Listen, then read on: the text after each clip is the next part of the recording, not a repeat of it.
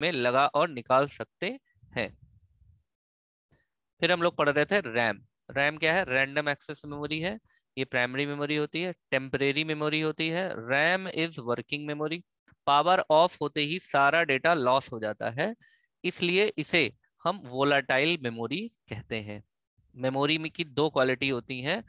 Power, अगर memory में कोई डेटा पड़ा हुआ है और पावर ऑफ होती है तो उसका डेटा सारा चला जाए, लेकिन पेन ड्राइव में ऐसा नहीं होता है।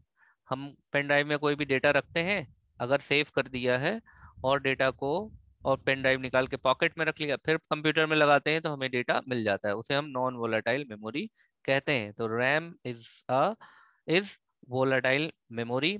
ऑल सॉफ्टवेयर प्रोग्राम्स और any data loaded into RAM first, सबसे पहले कहाँ लोड होता है? रैम में। इसीलिए रैम को प्राइमरी मेमोरी कहते हैं, प्राथमिक। जिसकी हमें सबसे पहले जरूरत पड़े उसे, उसी मेमोरी को हम प्राइमरी मेमोरी कहते हैं।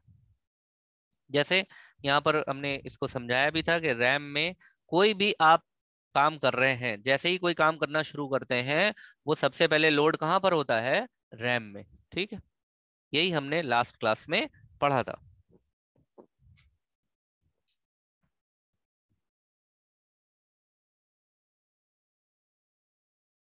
अब type of RAM. Type of RAM में अगर हम हेडिंग डाल लीजिए, टाइप ऑफ रैम, छोटा सा टॉपिक है ये, टाइप ऑफ रैम।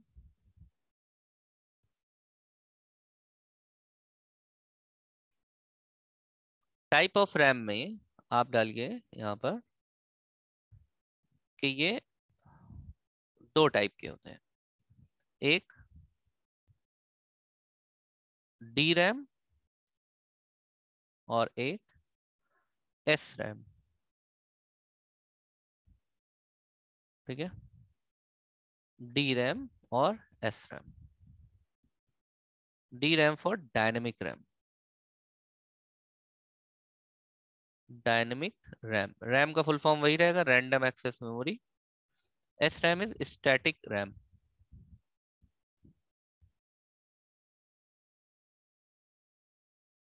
ठीक है, Mohammad Arif, very good. Static and dynamic. ठीक है, डायनेमिक रैम और स्टैटिक रैम। अब देखो, इसका थोड़ा सा तुम क्रम भी देख लो। हम यहाँ पे एक छोटा सा फिगर बनाते हैं।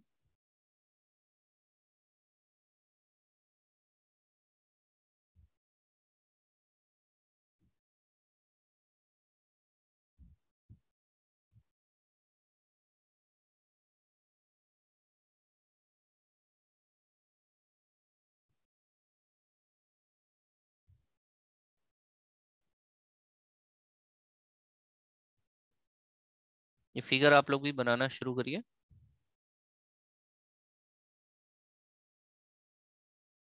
सीपीयू,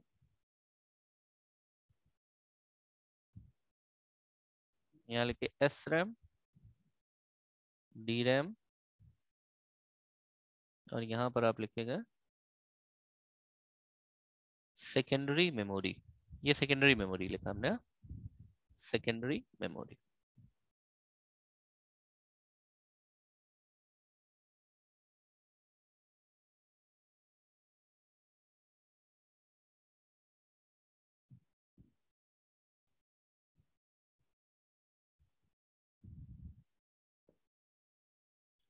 एस रैम, इसको हम कैश मेमोरी कहते हैं। S RAM is what? Cache memory. ठीक है, और इसको जनरली हम डायनेमिक रैम को रैम के नाम से ही जानते हैं। यानी कि आप मार्केट में अगर जाते हैं, आप मार्केट में कहते हैं हमें रैम चाहिए, तो वो डायनेमिक रैम ही देगा। जब आप कहेंगे हमें कैश चाहिए, तो कैश अलग से नहीं मिलती है, ये मदरबोर्ड पे इनबिल्ट होती है। ठीक है ना, ये कहाँ होती है? Fix on motherboard. Fix on motherboard. ठीक है, ये भी मदरबोर्ड पे रहता है, सीपीयू। और ये क्या होता है? ये जो रैम होती है, डी रैम, एक स्लॉट लगा रहता है, उस स्लॉट में ये लगी रहती है। यानी कि इसको हम क्या कर सकते हैं, डिटैच कर सकते हैं, मतलब निकाल सकते हैं, बट ये फिक्स होती है, इसको हम नहीं निकाल सकते। किसको? कैश को। ठीक है, इसको हम रिमूव कर सकते हैं। उसी तरीके से जो सेकेंडरी मेमोरी होती है, इसको भी हम क्या कर सकते हैं, डिटैच कर सकते हैं। बट इसके लिए परफेक्शन की जरूरत है। एक हार्डवेयर इंजीनियर ही रैम को निकाल सकता है और सेकेंडरी मेमोरी को निकाल सकता है, यानी कि हार्ड डिस्क, एसएसडी वगैरह को निकाल सकता है। हमारा यहाँ टॉपिक ये नहीं कि निकाला कैसे जाता है और ये बोर्ड पर होती है कि, और ये फिक्स होती है और इसमें स्लॉट है, ये हमारा टॉपिक नहीं है। हमारा टॉपिक है कि इसकी सीक्वेंस क्या होती है, कौन किसको एक्सेस करता है। तो अब हम यहाँ पर ये बताएंगे आपको, जो एस रैम है, देखिए एस रैम सीपीयू से जुड़ा हुआ है। ठीक है ना, यानी कि डेटा यहाँ से सीपीयू में जा रहा है और सीपीयू से डेटा यहाँ पर आ रहा है। ठीक है ना, और ये जो डी रैम है ये जुड़ा हुआ है हमारा हार्ड डिस्क से, सेकेंडरी मेमोरी से जुड़ा हुआ है। और डी रैम से डेटा कहाँ पर जा रहा है, एस रैम में। ठीक है ना, तो हम यहाँ पर लिखेंगे कि जो एस रैम है यानी कि कैश, तो यहाँ पे लिखो कैश मेमोरी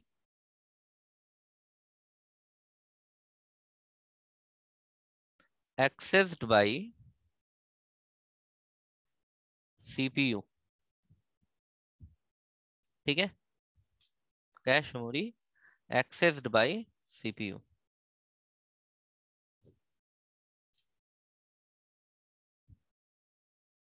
इसको हम हटा देते हैं यहाँ नीचे से।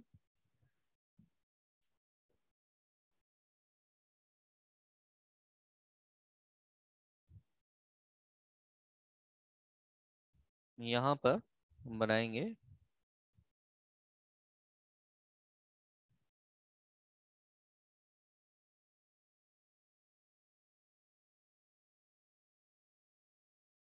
इसमें लिख दो यूजर। यूजर जब एक्सेस करता है, तो जब भी कोई भी डेटा यूजर एक्सेस करेगा, वो रैम के थ्रू ही करेगा, वाया रैम। ठीक है ना, वाया रैम। तो हम यहाँ पे लिखेंगे रैम इज यूज्ड बाय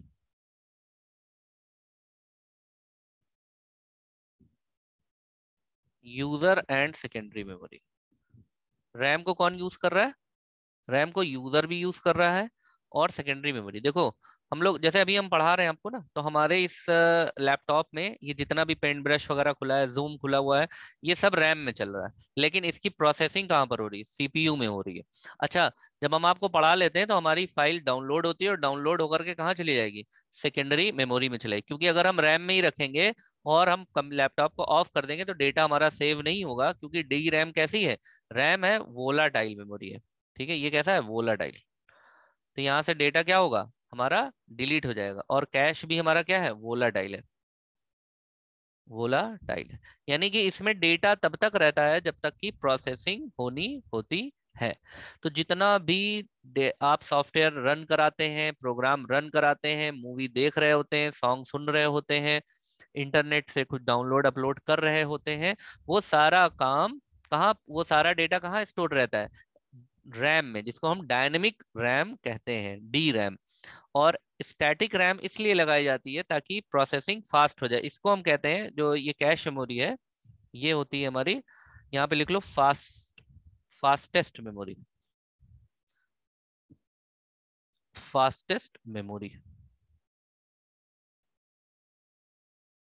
अब हमने सीपीयू आर्किटेक्चर पढ़ाया था, और जिसमें हमने सीपीयू के अंदर पढ़ाया था एमयू, मेमोरी यूनिट। ये क्या होते हैं, ये भी मेमोरी यूनिट होती है, लेकिन इनको हम कहते हैं रजिस्टर। इनको क्या बोलते हैं, रजिस्टर। ठीक है, तो रजिस्टर, एस रैम और डी रैम, इसमें डेटा थोड़े समय के लिए रहता है, उतने समय के लिए जितने समय में प्रोसेस होनी होती है। लेकिन सेकेंडरी मेमोरी में, दैट इज हार्ड डिस्क या एसएसडी या पेन ड्राइव या CD, DVD, floppy, magnetic tape, उसमें डेटा परमानेंटली हमारा स्टोर्ड रहता है। ठीक है, ये बात समझ में आई। अच्छा, अब एक चीज और समझिए यहाँ पर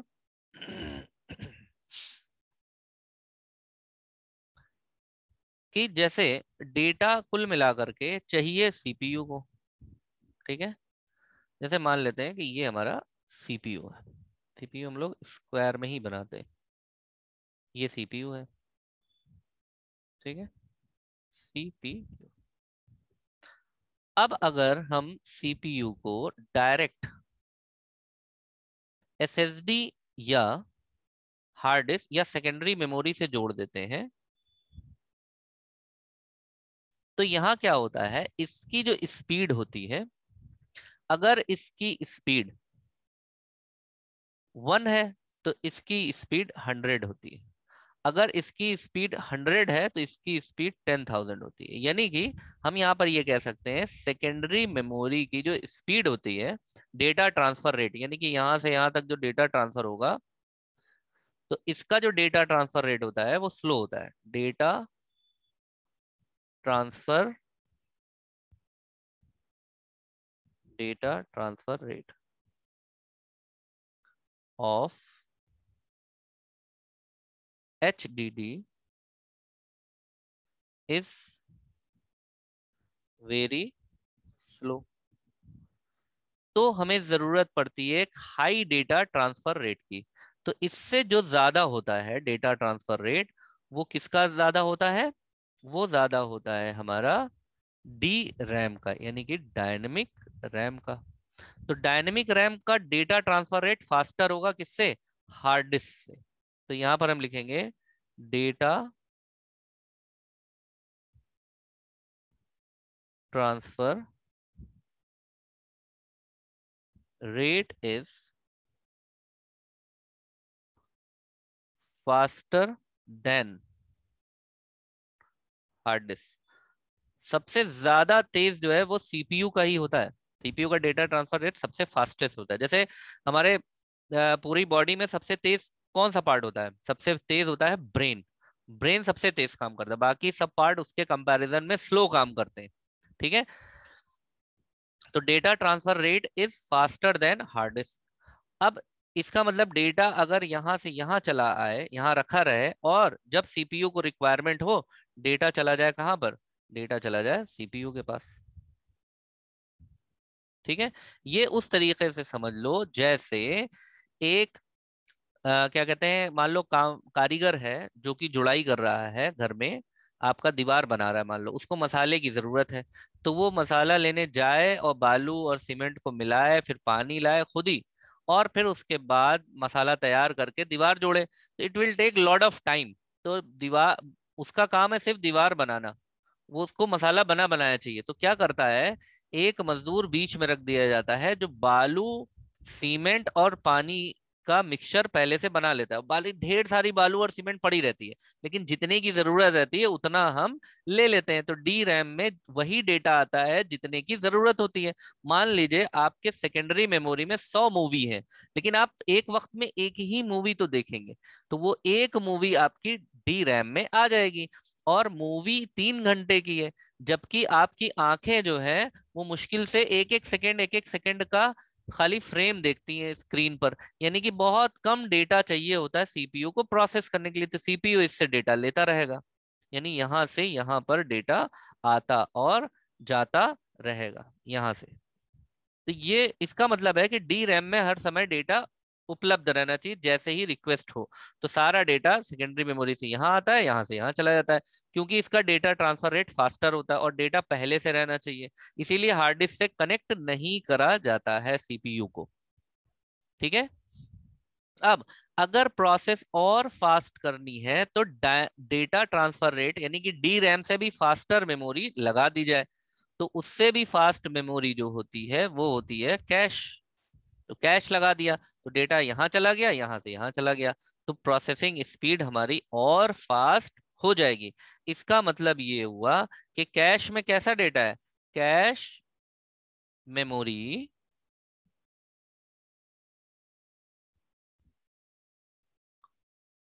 होल्ड्स, या स्टोर कह दो, होल्ड्स के बजाय स्टोर कह देते हैं, cache memory keep those data, those data which is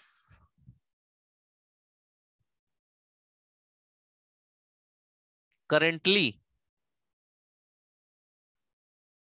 executed by CPU। इसमें वही डेटा पड़ा होना चाहिए जिसको CPU को अभी एग्जीक्यूट करना है, ठीक है ना। यानी कि अगर आप कोई मान ली 100 मूवी है, 100 में से एक मूवी देख रहे हैं, तो एक मूवी का कुछ डेटा तो आपके रैम में पड़ा होगा, बाकी कुछ डेटा कैश में पड़ा होगा, बाकी पे प्रोसेसिंग चल रही होगी, और बाकी मूवी हमारी सेकेंडरी मेमोरी में पड़ी हुई है। जैसे आपके पास 1000 सॉन्ग है, लेकिन सुनते तो आप एक बार में एक ही है ना, तो जिसकी रिक्वेस्ट दी है सिर्फ वही सॉन्ग मूव करता रहेगा, कहाँ से, secondary memory to D RAM, D RAM to cache, cache to CPU, और जैसे जैसे प्रोसेस होती जाएगी डेटा वापस हमारा सेकेंडरी मेमोरी में आता चला जाता है। ये बात समझ में आ गई? ये क्लियर है? कोई कंफ्यूजन इसमें? बताइए, सबको समझ में आ रहा है? कोई कंफ्यूजन हो तो बताइए। Any confusion? देखो, कैश जो होती है, जो कैश मेमोरी है, ये सिर्फ प्रोसेसिंग स्पीड बढ़ाने के लिए, समझ लो ऐसे, जैसे मान लो कि 1000 ईटा रखा हुआ है और मिस्त्री को ईटा चाहिए, तो 1000 ईटा अगर मिस्त्री डायरेक्ट उठाने जाएगा तो उठा के लेकर के आएगा और काम करेगा। तो हमने एक मजदूर खड़ा कर दिया कि भाई ईटा तुम लाओ, तो एक खड़ा कर दिया, लेकिन अगर हम दो खड़ा कर देंगे बीच में तो टाइम और कम लगेगा, यानी कि एक उतारेगा, एक पास करेगा और एक मिस्त्री को दे देगा। तो जो दूसरा वाला मजदूर है, यहाँ वाला, जैसे एक यहाँ पर है और एक यहाँ पर है, यहाँ मेन है, यहाँ पे हमने सिर्फ एक लगाया। अब यहाँ से डेटा यहाँ पर आया, यहाँ से डेटा यहाँ पे चला गया, यहाँ पे अगर हम एक और मजदूर लगा दें तो यहाँ डेटा हमेशा रहेगा और ये और नियर हो जाएगा, करीब हो जाएगा, और जो चीज हमेशा करीब रहती है वो चीज हम ज्यादा तेजी से एक्सेस कर लेते हैं। ठीक उसी तरीके से जब आप एग्जाम में एग्जाम दे रहे होते हैं और अपने पेन और स्केच पेन और पटरी स्केल ये सब आप डेस्क पे रख लेते हैं, इसको बार बार बैग में नहीं रखते हैं। अगर काला पेन से हेडिंग डाल के काले पेन को बैग में रख लीजिए और ब्लू पेन से आप आंसर दीजिए, तो होगा क्या कि जैसे ही आपको काले पेन की जरूरत पड़ेगी फिर बैग खोलेंगे और ब्लैक पेन निकालेंगे, हेडिंग डालेंगे, फिर बैग खोलेंगे और ब्लैक पेन को वापस रखेंगे, तो आप कहेंगे ये टाइम बहुत लग रहा है। हम ब्लैक पेन को ऐसा है इसी डेस्क पे ही थोड़ी सी जगह पे रख लेते हैं, तो जो थोड़ी सी जगह है वही है कैश, जहां से हम पेन बहुत तेजी से उठा लेते हैं। तो जब सीपीयू को हमेशा डेटा मिलेगा और एकदम करीब मिलेगा सीपीयू के, तो क्या होगा, और बिल्कुल छोटी मेमोरी होती है। अब साइज की अगर हम बात करें तो आप चूंकि बिट्स बाइट्स सब पढ़ चुके हैं, अब आप बिट्स बाइट्स पे देखेंगे तो आपको थोड़ा सा अपने आप समझ में आएगा कि इसका फायदा क्या होता है। देखो, अब यहाँ पर एक हम आपको वो बनाते हैं, फिगर एक और बना लेते हैं, एक फिगर बनाते हैं यहाँ पर।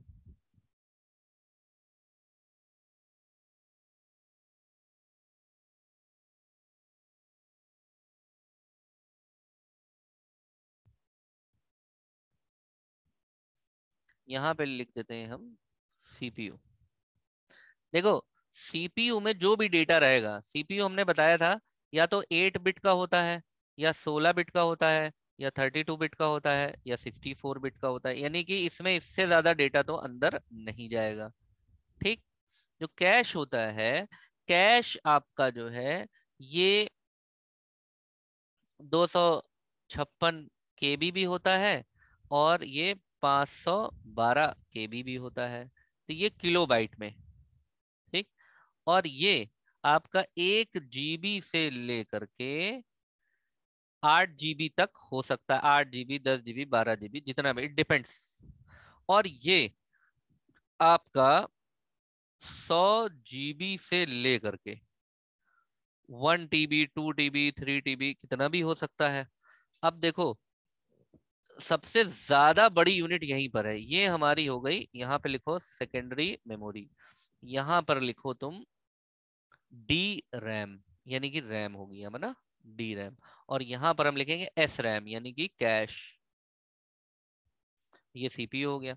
अब डेटा, जितनी भी मूवीज वगैरह है, सॉफ्टवेयर है, मूवी है, फाइल है, बैंक, जैसे बैंक में कस्टमर है, अब कस्टमर 1 लाख हो, 2 लाख हो, 10 करोड़ हो, सब सेकेंडरी मेमोरी में स्टोर्ड रहता है। जैसे ही प्रोसेस होता है वो डेटा आता है डी रैम में, डी रैम से आता है कैश में सबसे पहली बार, और ये यहाँ पर डेटा पहुंच गया। ठीक है। जैसे मेन पानी टंकी में भरा रहता है, तो हम टंकी में जाकर डायरेक्ट ग्लास से नहीं निकाल लेते हैं, टंकी के थ्रू एक पाइपलाइन आती है और एक नल से ग्लास में निकाल लेते हैं, और ग्लास बार बार निकालना पड़े इसलिए एक जग में निकाल लेते हैं। तो कैश जग का काम करता है, और जग अपने पास रख लेते हैं और जग से खट खट खट खट पानी डाल के पी गए। ठीक है। तो ये इसी क्रम में लगा रहता है, फिर जो जो प्रोसेस होता जाता है डेटा वो वापस आता जाता है, क्योंकि हर समय यार ये खाली रहना चाहिए ना। अब देखो यहां पर ये दोनों ध्यान से ये बना देते हैं तो आपको एकदम क्लियर रहेगा। ये दोनों में जो डेटा रहेगा वो कैसा रहेगा, ये जो मेमोरी रहेगी कैसी रहेगी, वोलाटाइल मेमोरी रहेगी। और यहाँ सेकेंडरी मेमोरी जो रहेगी ये कैसी रहेगी, नॉन वोलाटाइल रहेगी, नॉन वोलाटाइल रहेगी। ठीक है। और ये जो कैश है ये कैसी है, ये है हमारी स्टैटिक, और ये हमारी कैसी है, डायनेमिक।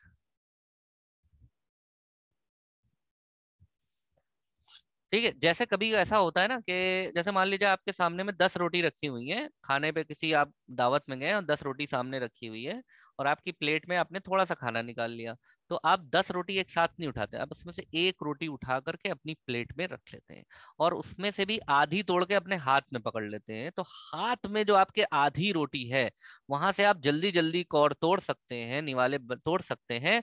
तो जो हाथ में आप पकड़े वो कैश का काम करेगा, इसीलिए कैश जो है वो छोटी होती है। कैश को हम एक टीबी नहीं कर देंगे, नहीं तो प्रोसेसिंग स्लो हो जाएगी। ये बात समझ में आ गई? अब बताओ क्लियर है, कोई कंफ्यूजन? तो ये हमारा पूरा क्या है, ये जो बना है ये पूरा मेमोरी सिस्टम है। ठीक है।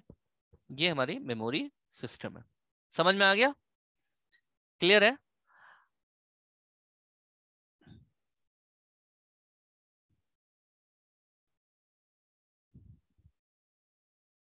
चलो ठीक है देवाशीष, क्लियर है। ओके पीयू, धर्मेश, धर्मेंद्र, दिलशाद, पूनम, सबको क्लियर होगा। ठीक है। तो this is your memory system. अब एक बार आप लोग सीपीयू आर्किटेक्चर को देखिए। हमने सीपीयू आर्किटेक्चर आप लोगों को पढ़ाया था। सीपीयू आर्किटेक्चर होगा, एक सेकेंड, सीपीयू आर्किटेक्चर इससे पहले वाले में 3 अगस्त 31 वाले में है क्या? नहीं, 29,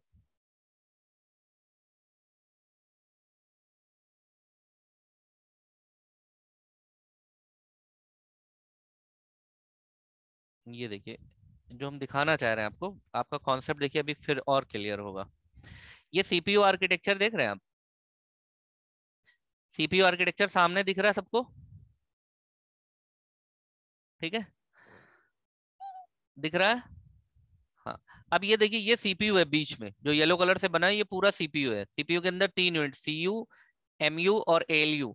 ये एमयू जो है मेमोरी यूनिट, इसी में या तो 8 बिट आएगा, या तो 16 बिट आएगा, या तो 32 बिट आएगा, जिसको हमने कहा कि सीपीयू रजिस्टर, इसी को कहते हैं। अच्छा, नीचे देखिए क्या लिखा है, मेमोरी सिस्टम। क्या लिखा हुआ है, मेमोरी सिस्टम।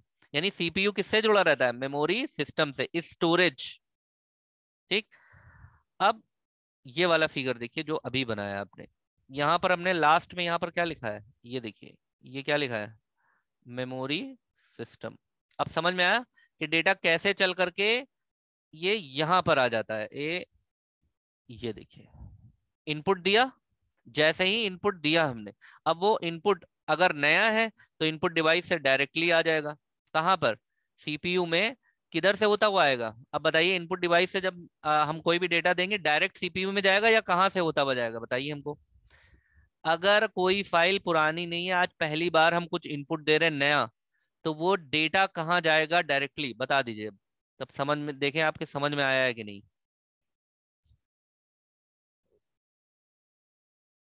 है। इस फिगर को आप लोग देखिए, इस फिगर को देखिए,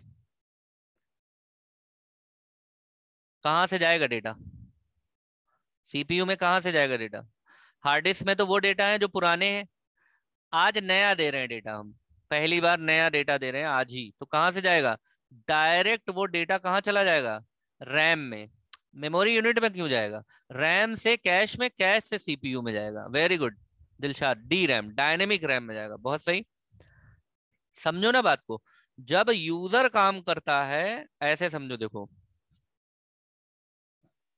ये वाला जो फिगर आपने देखा, ये इसमें देखो, यहाँ इनपुट डिवाइस, ये तो हमने बताया कि इनपुट डिवाइस कनेक्टेड रहती है, ठीक है, सीपीयू से। लेकिन अब तरीका क्या होगा?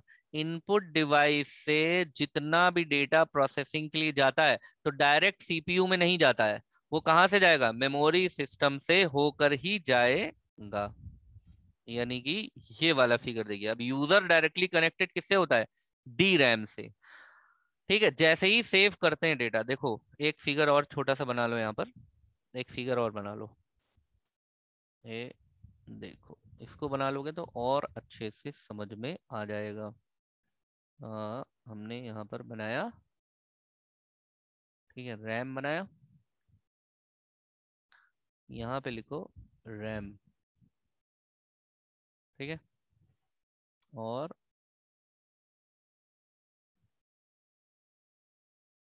यहाँ पे इसमें लिखेंगे हम यूजर,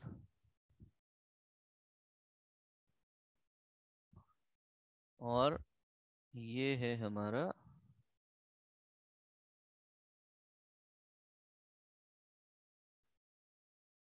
सीपीयू, ठीक है। ये बना दो यहाँ पर तुम कैश, कैश मेमोरी बना देते हैं यहाँ पर, एस रैम, ठीक है, और यहाँ पर हम बना देते हैं सेकेंडरी मेमोरी, ठीक है, हार्ड डिस्क ड्राइव। अब सेकेंडरी मेमोरी लिख देते हैं, तो उसमें एसएसडी भी आ जाएगा, एचडीडी भी आ जाएगा, सीडी, फ्लॉपी ड्राइव, सब सब आ जाएगा, ठीक। यूजर कोई भी, जैसे मान लीजिए यहाँ पर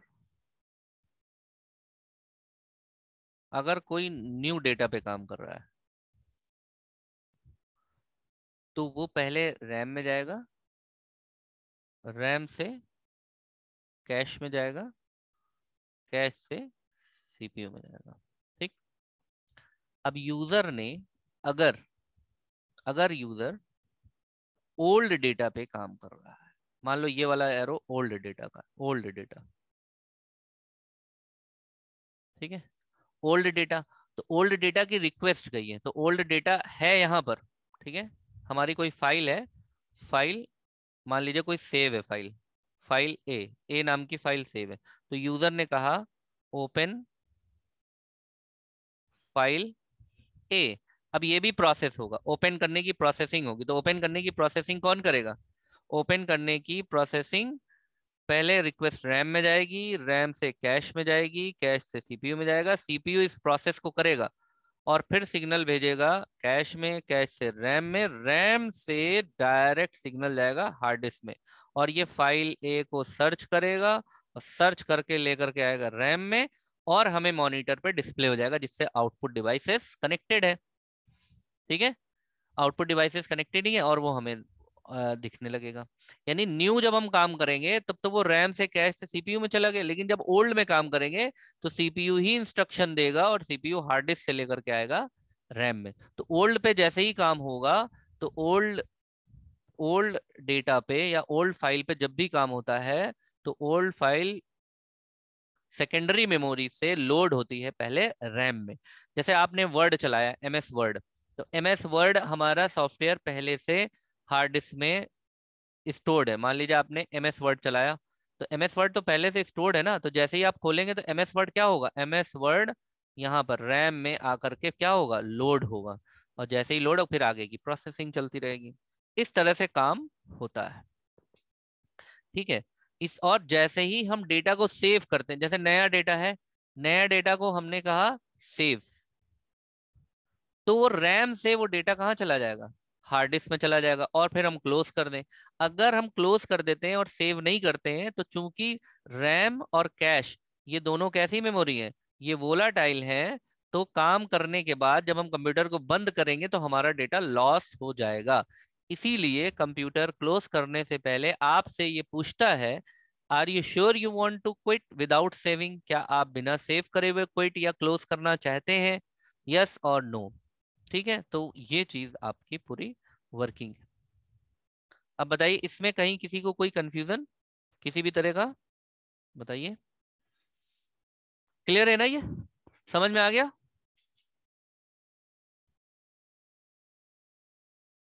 कोई कंफ्यूजन?